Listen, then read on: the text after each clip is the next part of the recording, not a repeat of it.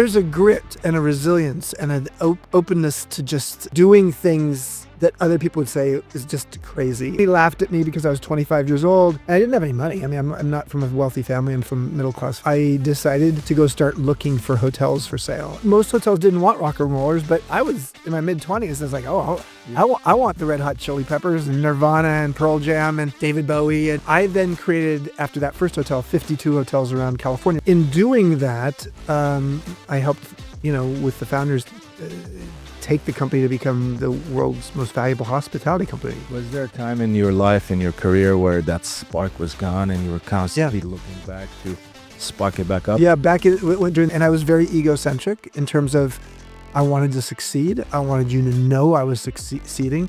I wanted you to admire me as successful. He's a great leader.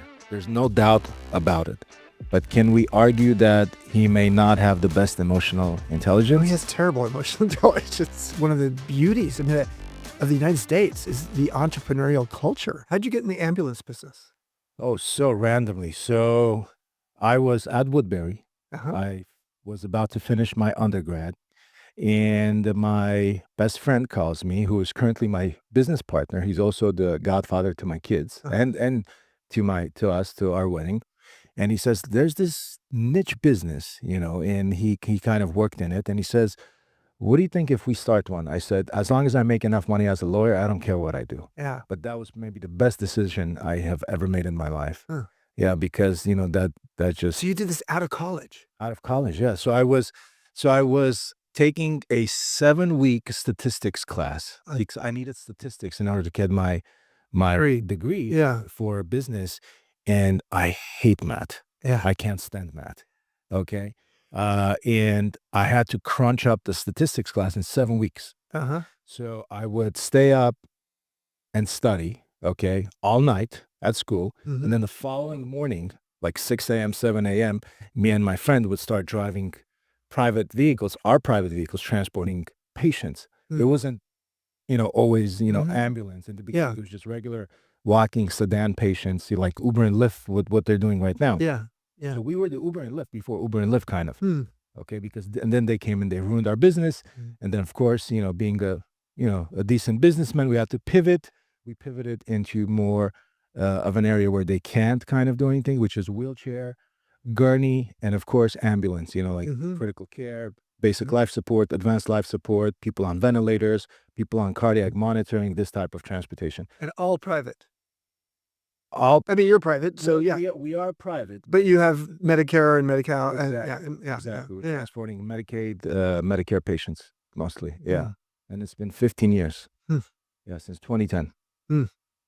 And I think it's the best decision because it transpired into other ventures, and just the risk taking and And how do you like doing business in California? So I'm like, look at me, I'm interviewing you. I have a podcast too, so I'm going to tell you one thing. So our ambulance permit, our Los Angeles County ambulance permit, took me 4 years to get it, and $500,000. Oh my God! 4 years. Anywhere else in the country, it's less than one. It's supposed to be here the same thing, but the bureaucracy is so terrible. And we were sitting down not too long ago with the former mayor of LA, actually Antonio, the leading candidate to become next governor, Chad Bianco. He was here last week, 2 weeks ago. And I was telling him the exact same thing. I said, hey, California has become the worst state to do business in. Everybody's moving out.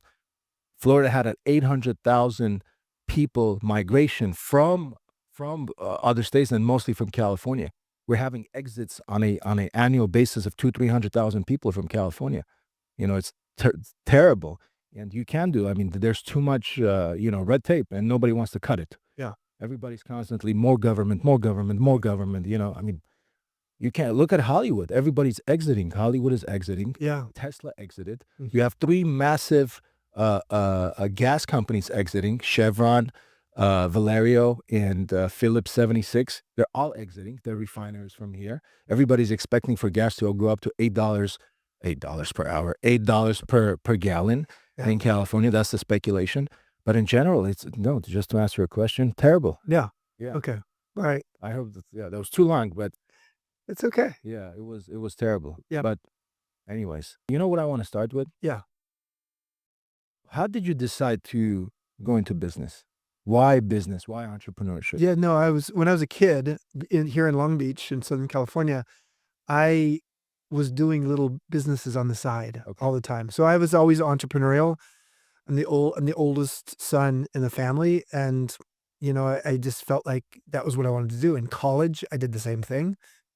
So I went to business school. I went straight from undergrad into business school, partly because some of the jobs I wanted out of undergrad required an MBA, and I could go straight in, which was unusual because I was 21 years old when I actually started Stanford Business School. And by the time I was 23 and I graduated, I was like, okay, I want to be an entrepreneur when I grow up. And within 2 years, I'd started my hotel company. So what I love about business and entrepreneurship is I love being creative and I like the freedom. Um, so, if you make bad decisions, you are accountable for those decisions. And I don't mind that accountability. But I also want to have the freedom to not have to be answerable to anybody else. Was anybody in the family in business, or were you the first? I was really the first. My father was a banker and was an executive in a couple companies, and then he started a real estate business at some point. But that was at that point I was already an entrepreneur. Did anybody inspire you? A lot of people inspired me from afar. I was always, when I was young, I was very intrigued by Richard Branson and Virgin and Yeah. Herb Kelleher, the founder, the CEO for 37 years at Southwest Airlines. So there have been people I really admired in business, and I wrote a book. My first book that I wrote was called The Rebel Rules: Daring to Be Yourself in Business, and I profiled 16 different entrepreneurs who were rebels. Because frankly, when I wrote that book, which was, oh gosh, almost 30 years ago, I saw that there was a whole new brand of business people arriving, the rebels. And prior to that, business people were sort of like, okay, they had to be dressed in a suit and they sort of had to toe the line. And all of a sudden there was a collection of people, whether it's Steve Jobs or Lee Iacocca, at Chrysler, or even Oprah Winfrey. She's an entrepreneur. And these entrepreneurs were saying like, okay, no, I'm going to do it on my terms. And so that was intriguing to me. Suits turn into jeans and t-shirt. Well, that's what's happening in California for sure. Yeah. Do you think it's mostly because of the tech companies, technology entrepreneurs? In terms of why we're more casual? Yeah. I think it's that. I think it's also the culture. The culture, in the U.S. is just less formal. Whether it's restaurants, casual dining restaurants Yeah. versus formal. Formal dining restaurant. I think we just live in a more casual culture, so I think that's part of it. I also think the youth, and tech has something to do with that. Youth, young entrepreneurs, feeling like, okay, I can wear whatever I want. I can wear a hoodie to work, and I'm going to work 20 hours a day, and so I think all of that has shifted it so that people don't get dressed like you do. Look at you. Look at you. You've monogrammed, My way of respecting my guest. yeah, no, I appreciate this. I hope I'm not too underdressed, but I'm okay. I'm okay. I'm okay. You look great. I didn't show up in a hoodie. Was there a single entrepreneur or businessman that you looked up to and wanted to be like him? I know you mentioned Richard Branson. Was he somebody that you looked up to? Yeah, Richard Branson wrote the foreword for my first book, and so I had to work at getting him to do that. It was very entrepreneurial in getting him because I would fly around the country to when he was writing a book. He wrote a book called Losing My Virginity, and I would go around the country and stand in line to have him sign my book. And then after three times, he was like, "I've seen you somewhere else, haven't I?" And I said, "Yeah, yeah, and I want to tell you about this book I'm writing, and I want you to write the foreword." And ultimately he did. So what I appreciated about Richard Branson more than anything was this idea that he tried a lot of things. Not all of them succeeded. He saw the value of a brand in Virgin. He also saw the value in unique publicity. He was the brand, and the videos of him just doing all kinds of crazy shit. Dressing up when he did Virgin Bride, dressing up like a bride, and all kinds of interesting things that he would do to get publicity. But he was also a very likable character. Do you think you just mentioned something both about yourself and Richard Branson? Yeah. It took you 3-4 times to go and see him. in order for him to recognize you and possibly, Yeah, potentially, you were hoping he would write the forward in that's your right. book. You think that's the unique part of an entrepreneur that a lot of people are missing? There's a grit and a resilience and an openness to just doing things that other people would say is just crazy or Learn stupid. that, or was that like something you had naturally in yourself? I guess I had it naturally because my mother is extremely conservative. She was like very, very, very, and both of my grandfathers both worked for the same company, two different companies for 40 years. They never had a second employer. My father was a bit of a rebel, so I learned a little bit of that from him, but he also towed the more corporate line for the first 25 years of his career.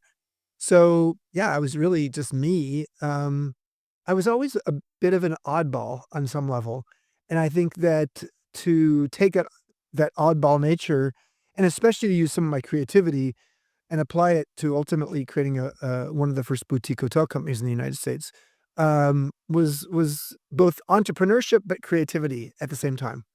How'd you begin that That in um, 1987? So 1987, in 1986, I told the company, the CEO of the company that I was working for, a real estate developer in San Francisco, that I wanted to create a hotel division. And he said, like, no way, we're not going to do that. I said, okay, well, I'm going to do it myself.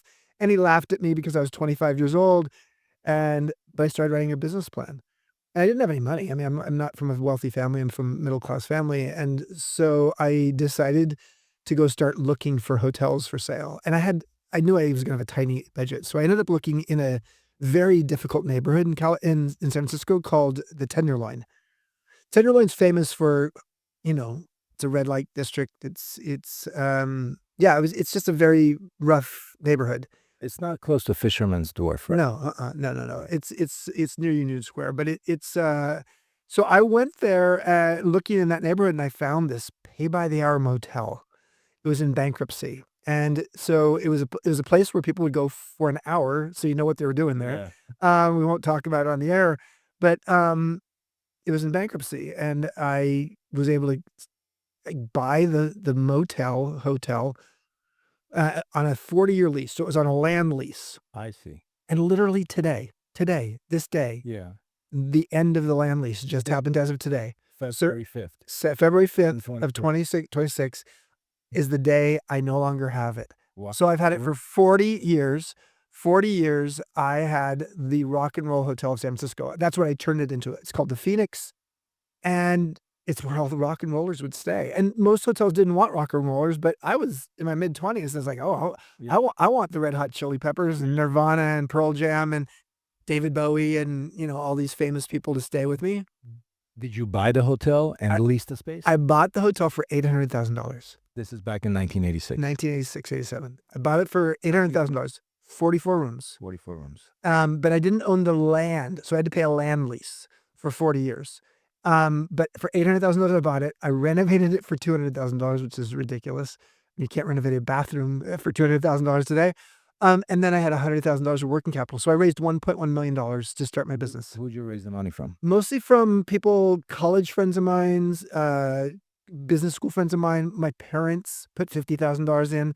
They encouraged some of their friends to put money in. So it was, I think the average investment was about $50,000. So I had about 20 investors. When did you turn into profit? It took about 3 years, but it got there pretty quickly.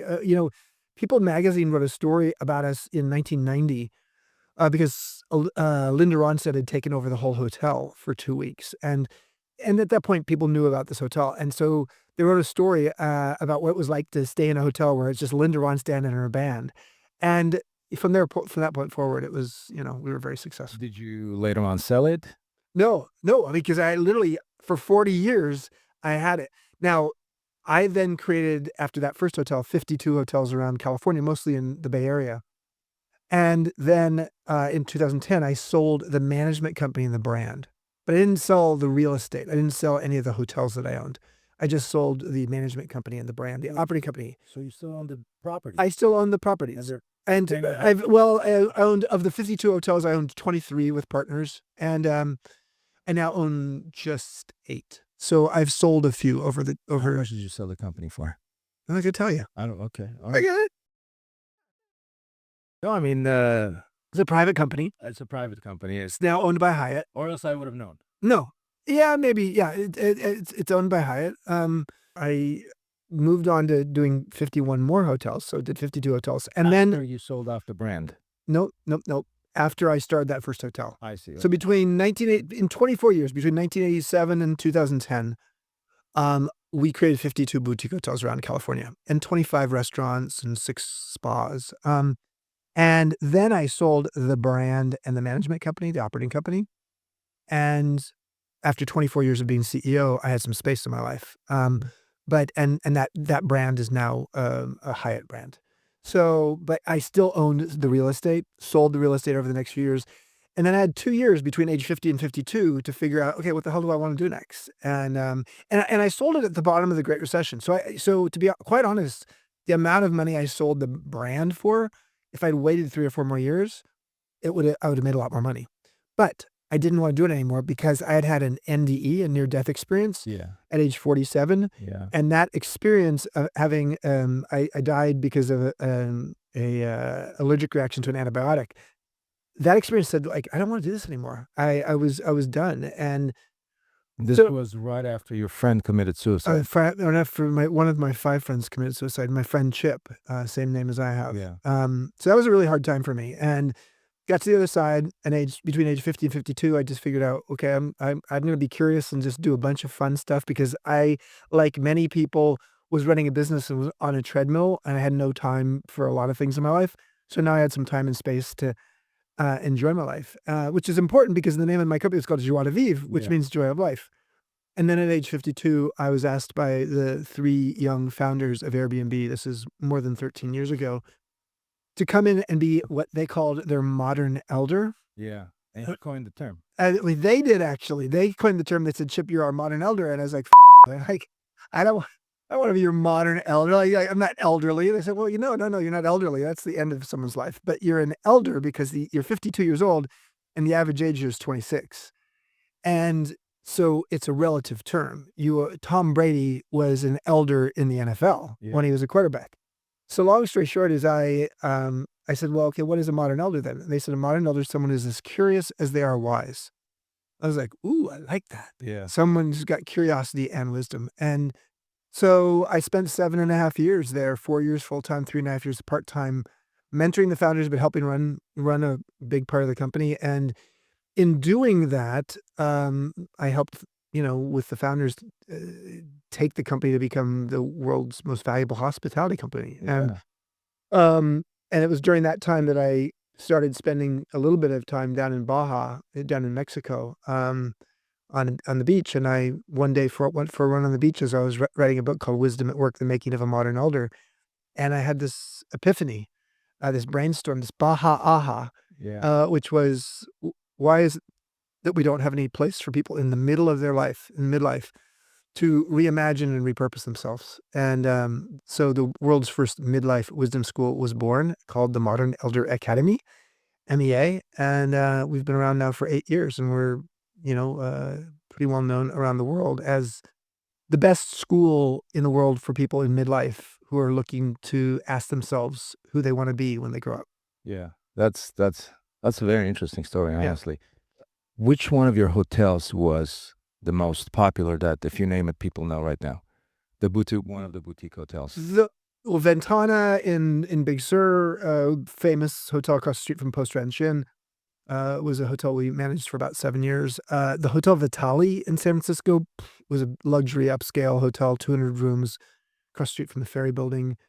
Here in LA, the old, Holiday Inn at Sunset in 405, which is called the Angelino, was a hotel that we created. Oh, Took an old, circular Holiday Inn and turned it into a boutique hotel. In Venice Beach down here, the Hotel Irwin, right on the boardwalk. Yeah, so we had a lot of well-known hotels. did you always try to go for the boutique experience, upscale luxury? It wasn't always upscale luxury. Like that first hotel, the Phoenix, was funky motel in a bad neighborhood. So I liked the fact that we had hotels at all price points. At Ventana, you're paying $1,000 a night, but at some of our we had a hotel called the Good Hotel, And it was just sort of this interesting, fun, slightly generic hotel because good is Yeah. generic, but it was sort of quirky and weird.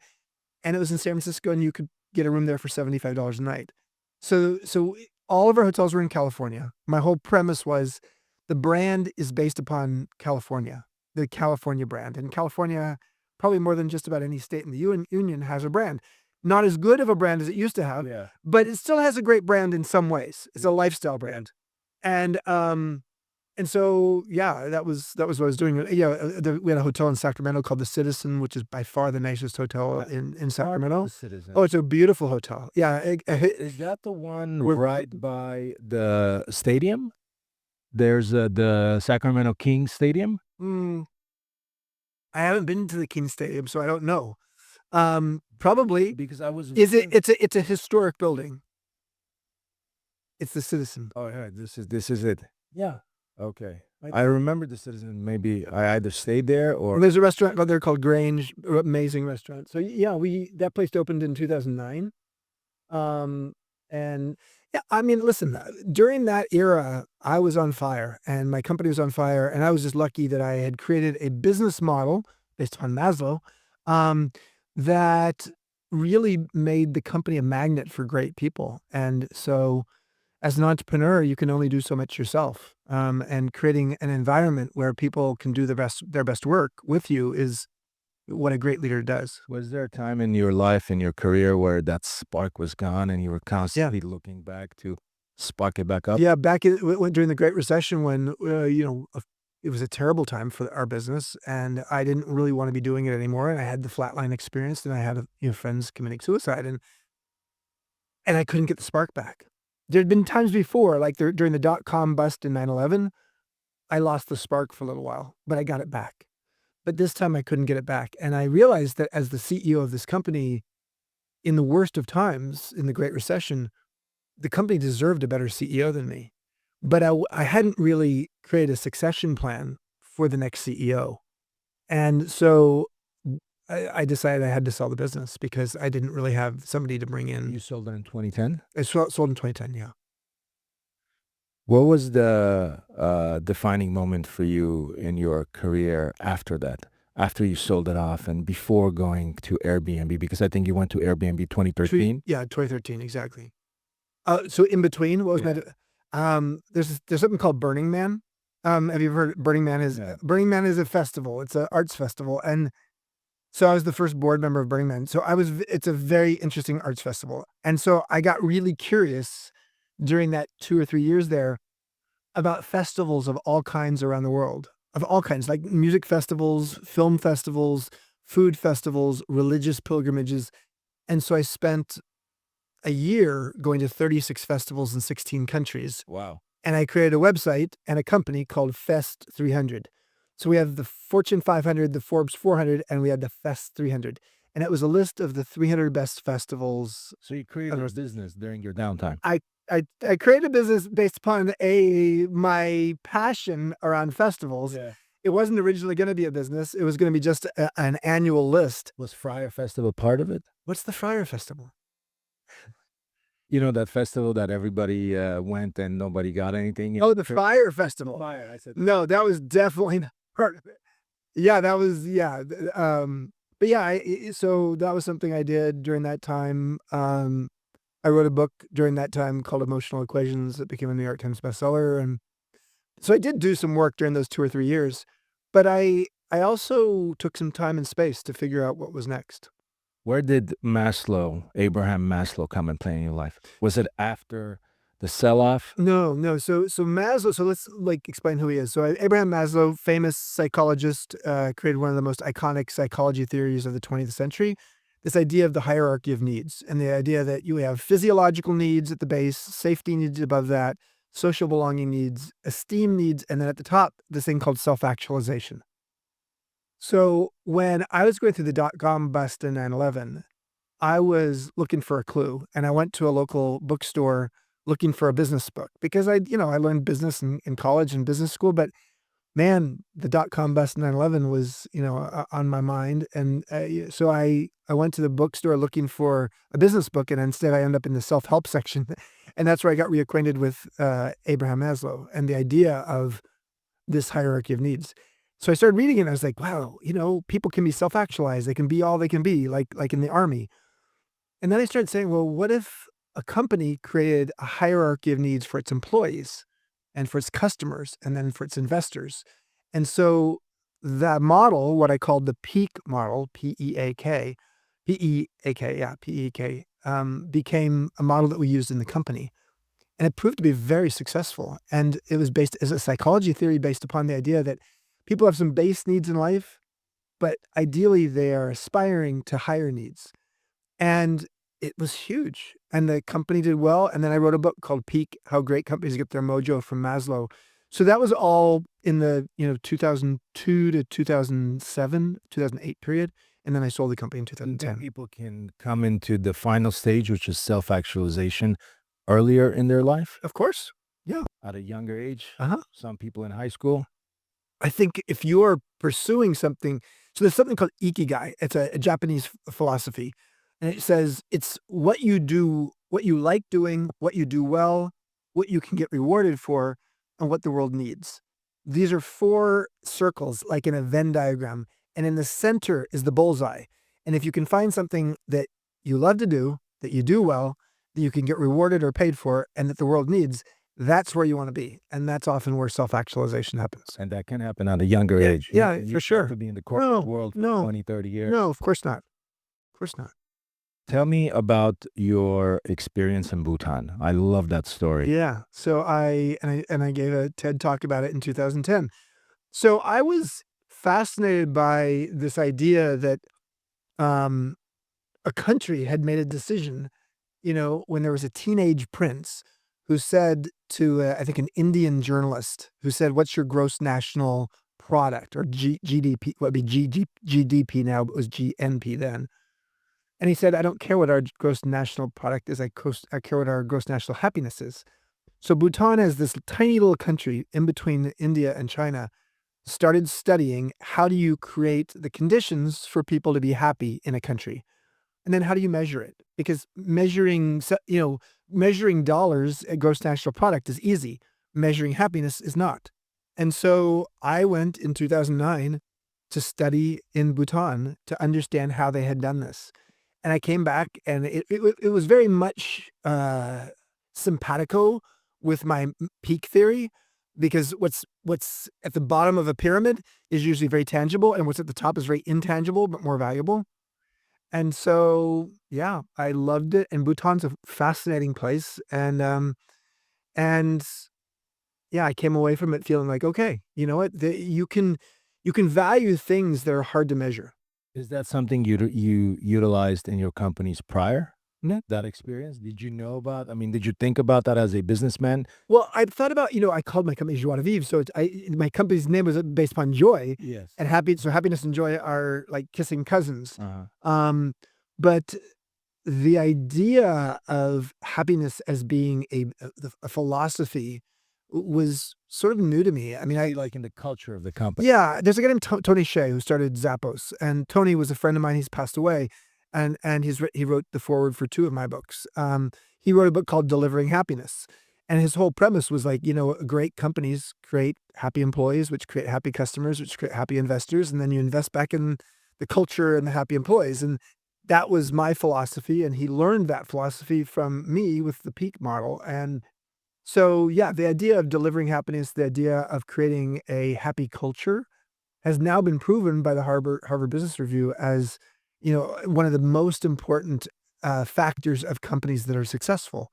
Is if you have a great culture over the long run, it actually is very good for the business. In the short run, it might not be. And this is one of the challenges sometimes with some of these models that are about happiness or Maslow, is that if you're a quarter-to-quarter business and all you focus on is your quarterly profits, the best thing you can do is raise your prices, Yeah. lower your costs. So raising prices, lowering costs in the short term will make you more money. in the long term, it actually screws with your reputation and with the happiness of both employees and customers. Is that something modern companies use right now, like Tesla, like Amazon, like SpaceX, Well, big companies? a lot of companies have used my peak model. So Southwest Airlines, Apple, Whole Foods Markets, Zappos. So a lot of these companies actually used the peak model, and which the peak model really was based upon, in some ways, happiness. You know Kevin O'Leary, right? Yeah, Okay, so he was during great in the movie.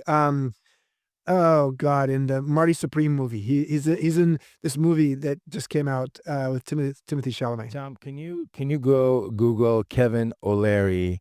Steve Jobs is a is not a nice guy. I don't know if you've seen this clip. No, I haven't. He's on a podcast, the Diary of a CEO. There you go, Mhm.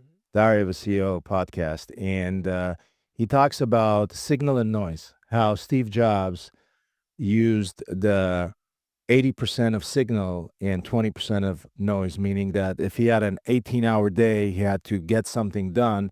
He had to make sure he concentrated 80% of the time on that specific task, and only Mhm. 20% of the time he could have been disrupted or something, Mhm. that did not have to do Yeah. about that specific task.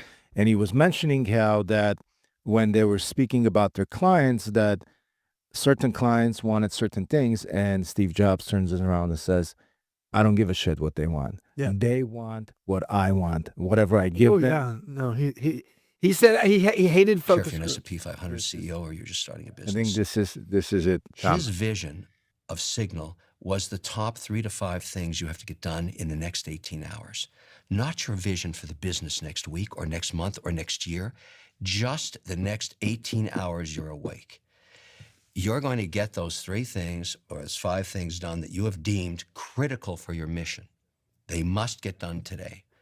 Anything that stops you from doing that is the noise. So this signal to noise ratio to be successful for Steve Jobs was 80-20. 80 signal, 20 noise.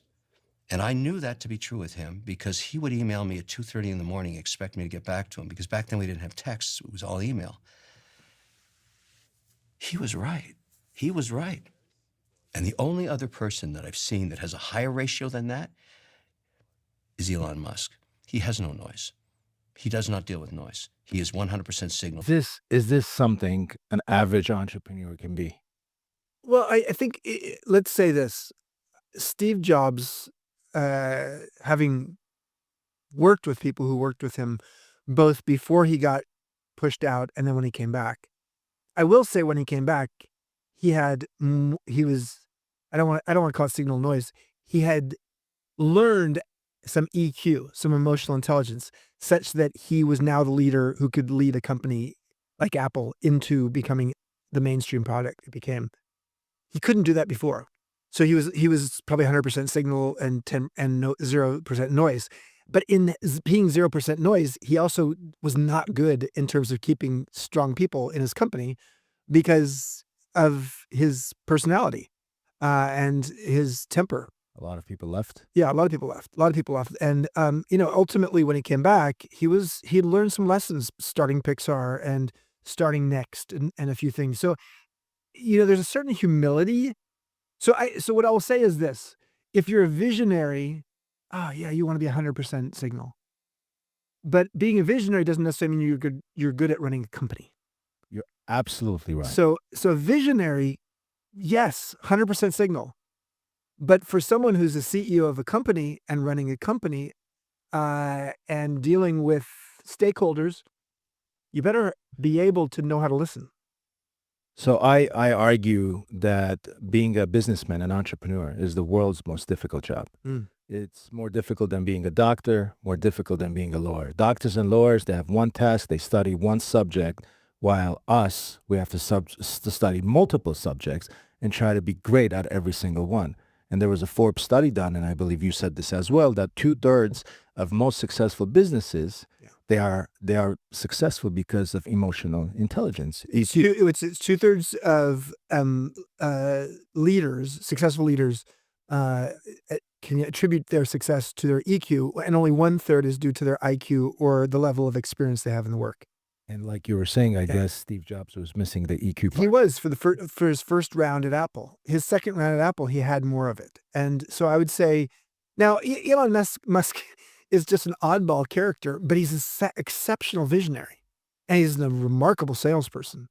So his quirky, neurodivergent character works well enough, but it also works against him sometimes. Yeah. Let's just be honest.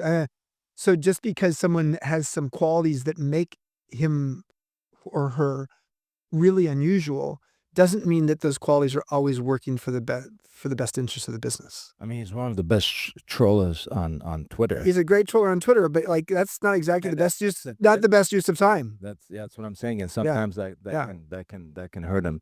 What makes somebody to have great emotional intelligence? Like if you're a leader, if you're running a business, how do you obtain good emotional intelligence? Well, so the qualities are being self-reflective, being able to see yourself and, see your blind spots and understand how, how you show up in the world. Also being intuitive and thoughtful and empathetic enough to understand other people. And then being able to communicate about what's going on for you and then be able to communicate with other people. Those are the qualities, the 4 qualities. So it's self-reflection, being able to be empathetic towards others, being able to communicate about who you are, and being able to communicate and listen to others. What I would say is that what does it take to do that? Well, it takes being a good human. It takes actually building skills that are emotional skills that hopefully we learn as we're growing up. If we don't learn those and we're sort of a savant or a bit of a, autistic kind of fellow who's really good at tech, then you want to be able to be smart enough to either hire people around you who have those skills, or maybe through some coaching, build those skills. And I think you can build those skills. Don't you think it's scarce right now to have good humans to run good businesses? I think there's lots of companies like yours, and hopefully mine, that are run by good humans. And I think what we see at the most senior levels of a lot of companies these days is, some pretty harshness. There's a certain level of harshness that is sort of pervading the culture. And I'm not getting into the politics of that, but I think there's an element that, we as a culture define ourselves often by the leader. And the leader of a culture in a company or in a country will have a huge influence on how people are showing up. So there's one of my favorite lines about culture is what happens around here when the leader's not around. But when the leader's not around, the influence of the leader is around.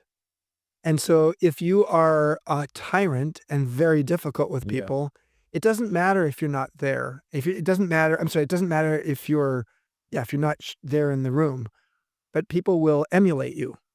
So, so that's sort of where we are today in American culture. And it's sad, actually, because I actually am a big believer in karmic capitalism. What goes around comes around. Absolutely. And yeah. You always talk about being the nice guy, being the nice CEO, the needs, and you want your employees to come to their self-realization or self-actualization moment. But, growing up and looking at Western type of businessmen and businesses, especially in the United States, it's the complete opposite. I mean, I'm going to give you a brief example or specific example. For instance, Donald Trump. Yeah. He's a great leader. There's no doubt about it. But can we argue that he may not have the best emotional intelligence? He has terrible emotional intelligence. I mean, and I don't know if he's the greatest leader, because I think and again, without getting into the specific policy kinds of things, I don't think he's the kind of leader or human that a lot of people want their kids to grow up like. And they maybe want their kids to have the success that he's had, the outward success. But do you want your daughter to date him? Probably not. But is it possible to always be nice and be a good leader? Well, I think always is the wrong way to put it, because Most of the time. so I would, for me, anybody who's worked with me knows that I'm pretty direct. So I I say it like it is, but I do it with respect. So if I'm going to tell you what I think, I'm going to be really honest so that you don't feel like I'm saying things behind Yeah. your back. But I'm going to do it with you to your face with the intent of saying, how do I help you live up to your potential? How can you do the best work of your life with me here in this company? The work you're doing right now is not good enough. So that's not necessarily nice. But in the end, it's effective. And it's helping people to feel like, wow, Chip stretched me. So I don't know that I'm an always nice leader. I'm not. Anybody who's worked with me knows that I'm not. Because it's almost impossible Well, to I do. know. I think, to be honest with you, being nice, I mean, it's really boring, first of all. Yeah. But secondly, it's not honest. To be nice and not be honest is like, uh, being honest is what's kind. It's not kind to be dishonest and nice. But honesty is not always welcoming also. No, And I mean, some people people don't want to hear it for sure. But the kind of ways we hire our people is such that I hire people who I think can handle the honesty. And I will be honest with myself too. I'm not going to hold myself to a different standard than anybody else. Was there a part of your life where you were so concentrated in your work, in your business, in your career, and something else deteriorated? Oh my God, yes. Yeah, because what happens with a lot of entrepreneurs is you put the blinders on and you're focusing on your business. You don't realize your relationship's falling apart. You don't realize, in my case, I have an African-American foster son who's an adult now, but he was struggling. Um, you don't realize that your best friend is going through the early stages of a divorce because you haven't been there for him to hear him out. So at 65 years old today, I'm so much better at that. But at 45, I wasn't very good at that.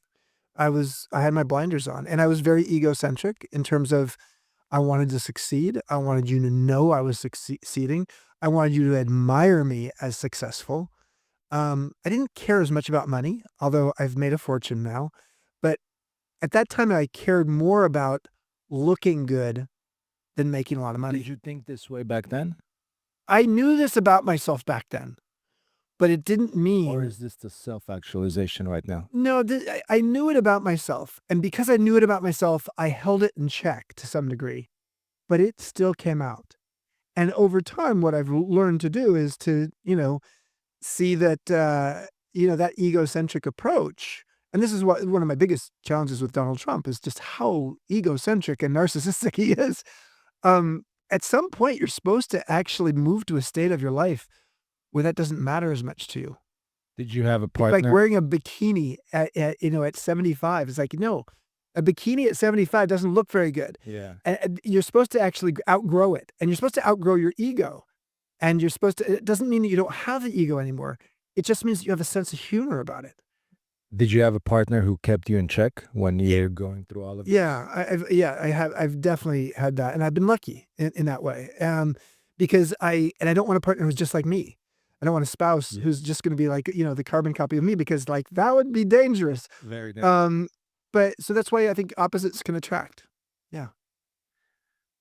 What would you say to new entrepreneurs today, younger entrepreneurs who are up and coming? What advice would you give them in the sense of, like you said, ego, money? Build a team. Build a team. The most important thing you can do. Well, first of all, you have to have a great idea.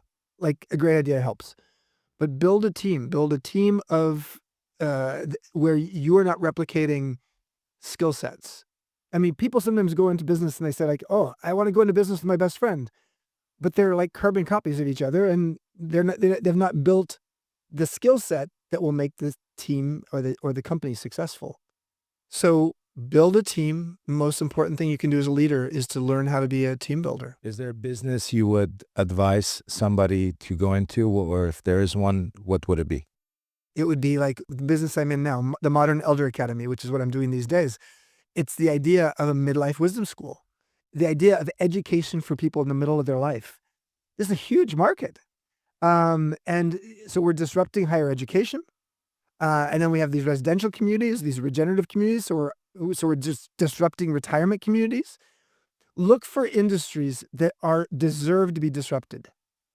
I mean, Brian Chesky with Airbnb felt like the hotel industry deserved to be disrupted. He was partially right. He was not totally right, because I think people don't necessarily look at the hotel industry and say like, oh my God, what a terrible industry. But people look at telecommunications as or they look at healthcare, or they look at, housing, just generic retirement communities. And it's like, you know what? People don't really want this. So go find something to disrupt. What about traditional businesses? Like, what do you mean traditional business? HVAC, mechanic shop, Well, shop. let me say, everything you're just describing, those businesses are going to get more valuable because AI is not going to disrupt them. So let's look at the next 10 years. I mean, the kinds of businesses that will be disrupted are the kinds of businesses that have actually got a lot of knowledge workers and have the kind of businesses that AI can, replicate and do it better and cheaper and faster. So knowledge workers' business will be disrupted. Trade workers' business, Which is why I think, one of the things I do agree with President Trump on is the idea of trade schools. I mean, trade schools are a real necessity, and we used to have apprenticeships. Yes. So you have, a plumber, and he had, his son taking over, but the son doesn't take over anymore. And so the average age of the tradesperson in the United States is 56 years old. The average age of the tradesperson in the United States, that's the plumber, electrician, is 56 years old. The average age in the country is 38. So what that means is, wow. So where are these people? Where are these, employees and apprentices? Well, this is going into these businesses. Well, immigration has been part of it. I mean, whether it's legal or illegal, a lot of the people who do our trades work today are coming from other countries. But what we need to really do as a society is help to reestablish pride and reputation in being a trades worker and a tradesperson, and make sure that they're well paid. Are you in cadence with Trump's venture of bringing up, manufacturing back to America? Yeah. Yes and no. I mean, some kind of manufacturing, like the basic blocking and tackling of what's done in China or India or Vietnam or Mexico. No, the most basic of manufacturing, we will not be able to compete with them because our wages are much higher. But, semiconductor chips manufacturing, that one for sure. That's both strategic and smart. So manufacturing that's very high skill based, absolutely. What wisdom have you earned that you're not yet honoring? I have earned, so I think one of the best questions we could ask ourselves is, what pieces of wisdom have we learned along the way, and what was the origin story of each through the School of Hard Knocks? In terms of wisdom that I feel like I'm not honoring, I think being a father, I was a foster parent father, and I learned some wisdom doing that. But now I have two biological sons, 14 and 11, who happen to be half Armenian. And I have a lot of wisdom to offer them. But at 65 years old, I feel like I'm a bad dad sometimes because I got to being a biological dad at a pretty older age. And so what I think I would say is that I'm not sometimes I'm not honoring the fact that I have wisdom to offer my sons as they are going into adolescence. What one advice would you give them, their kids? No, the number one piece of advice I would give them is figure out your moral center of what you really believe in life and develop that over the course of being a young person and as an adult. And that moral compass that you will have will be more valuable than anything you could ever learn in a book. Would you encourage them to go into business like yourself? Yeah, and they both want to. At 14 and 11, they're not sure what yet, but they both have seen my lifestyle and how I live, and they're like, I want what Chip's doing. Do you think being a businessman is overrated? No, not at all. I mean, I think that one of the beauties of the United States is the entrepreneurial culture. I mean, and I'm a rather progressive liberal person, so I am somebody who comes from the point of view which is have less regulation. Let's let people go out and make businesses that make a fortune, and then let's tax them well enough at the most senior levels, at the billionaires level. And I don't believe in wealth taxes in California, but I do believe that a tax system that creates a solid middle class is really important because I do worry about the middle class in the United States a lot. Totally evaporating, Yeah. slowly Yeah. diluting, Yeah. and going Yeah. to poor class. That- Not Yeah, even. it's like barbells, yes. So it's that middle class that's getting squeezed the most. When you say tax to ultra, what class is that? Billionaire class. Billionaires. Yeah. From billion. Yeah, I mean, or I mean, so in terms of what do you make annually, I'd say, anybody who's making $20 million a year or more. But I think part of it is enforcing the tax code. I think part of it is making sure that certain kinds of transactions are taxable that are currently not taxable. But I don't want to get into tax policy with you. But what I'll just say is I think we need to have a very entrepreneurial culture in the United States. I think that is the most important thing. And it's part of the reason I love immigrants. Immigrants who come to this country represent a huge number of the entrepreneurs in this country.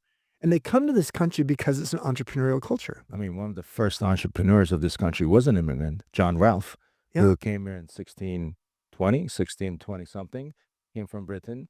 He came here, he planted tobacco plants, started selling tobacco. Virginia. Yeah. In Jamestown, Virginia, started selling off to the British. Yeah, no, and that's the history. I mean, you go around the world and there are not many cultures in the world that have the kind of entrepreneurial culture we have that is What makes this country like that? That's what I want to understand. How did it become so entrepreneurial? That spirit. it's a good question. I would say a big piece of it is the fact that we have created an environment where people had enough freedom to be able to go out and start businesses. Do you think that freedom is slowly being taken away from us? I do. I think regulations certainly work against that. And I think, frankly, the high cost of living for a lot of people makes it harder and harder for them to start a business. So, but I think that the entrepreneurial culture is here. I mean, it's part of the reason Donald Trump's the president. Part of the reason that Donald Trump's president is there's a lot of people who they may not admire him as a person, but they admire that he's built his brand and he is perceived as being a very wealthy human. And whether that was because he came from a wealthy family, he'd certainly made a lot more money than he got when he was young. But personally, the problem I have with him when it comes to business, though, is I know so many people who have done business with Donald Trump who would say I would never do business with him again. Oh yeah, and a lot of them vote for him. And I was like, well, so you'll vote for him, But you would never. but you would never do business with him again. Like, explain that to me. He said, well, I like what he's doing for me, and because they like his policies. But I said, like, well, if you don't feel like you could trust him, which is really what they usually say, then it's like, oh, well, I don't know if I'd want that kind of person to be our exemplary leader for our country. Can you give me an example that they probably Yeah, do? well, yeah, Why they can't trust him on what because they he will sue you at a moment's notice. really? I mean, he's known for that. It's exactly. If he doesn't get his way, kind of. That's exactly right. And he will, especially if the other person doesn't have a lot of money, he will bleed you dry with legal fees to the point where you actually have to just give up. Have you heard? I know people that's their story. Have you heard people say that he's a dishonest man? He's not a. I mean, I've heard people say that. I don't. Not a nobleman. Well, definitely noble. So the difference between dishonest and noble are different. I don't think he's noble because I think nobility has a certain humility, and I don't think he has humility. In terms of dishonest, I don't know, and that's not a word that I've heard. I mean, I believe if you're dishonest, you cannot be noble. So Well, that is true, but I actually think you can be honest and still not noble. yes, that you can be. Yeah. If you're dishonest, there's no way you could get noble. Yeah. The people I know who've worked with him and been on his board before and things like that, no, I can't think of anybody who said he's dishonest, but I have heard them say, like, yeah, I mean, he's a tyrant and he's you can't trust him and he's purely self-interested. Do you think that tyrant quality got him to where he is today? I think it did. Yes. And I also think he would be a far more successful president if he was not a tyrant. Really? Yeah. What traits enabled you? I didn't want to get into politics. That's okay. We love politics here, but what traits enabled you to become who you are? I think being someone who is visionary enough to trust my gut and then operational enough to actually execute it. So I'm an unusual breed. I am both visionary and execution. So I have both the ops background, but also the creative background. And then I know how to create a team around me to carry it out. So when there was something that you were unable to do or you weren't proficient at, you make sure you hire the best people to Okay. work with you and get to where you at. Absolutely. Chip, thank you so much for coming. Yeah. Appreciate What a joy to be here. Likewise. Yeah. you so much. Thank you.